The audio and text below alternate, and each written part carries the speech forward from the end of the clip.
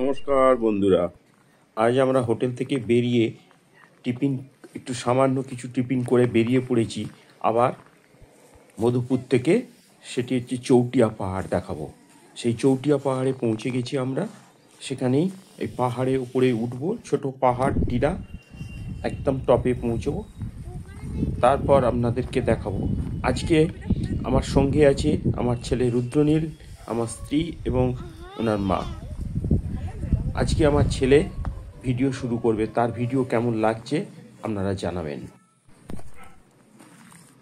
একদম উপরে পৌঁছে গেছি, উঠে গেছি। যদি ভালো লাগে থাকে তাহলে একটি সাবস্ক্রাইব, লাইক, কমেন্ট করতে ভুলবেন না।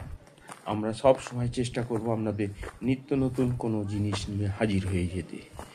আজকে চলুন এবার শুরু করা যাক। সেই পাহাড়ের ওপর থেকে আমার ছেলের কথা আমি মাইক্রোফোন তুলে দিচ্ছি আমার ছেলের হাতে, দেখুন। হ্যালো গাইস, আমরা চলে এলাম সেই হোটেল থেকে আর একটা ভিডিওয়ে।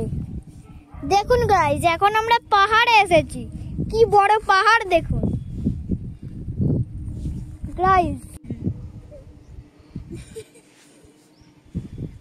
হ্যালো গাইস, আমরা চলে এলাম আর একটা ভিডিওয়ে। এটা হচ্ছে যে চৌটিয়া পাহাড়। এটা হচ্ছে যে আমাদের হোটেল রুম থেকে আমরা এখানে এলাম। এখন গাইস আপনাদের এই বাগানগুলো দেখাতে পারলাম না।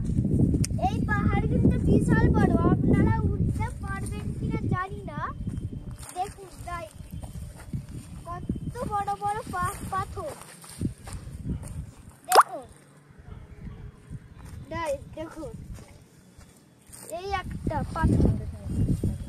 হ্যাঁ দেখুন গাইস, পাথর এইটা কিরম পাথর দেখেছেন?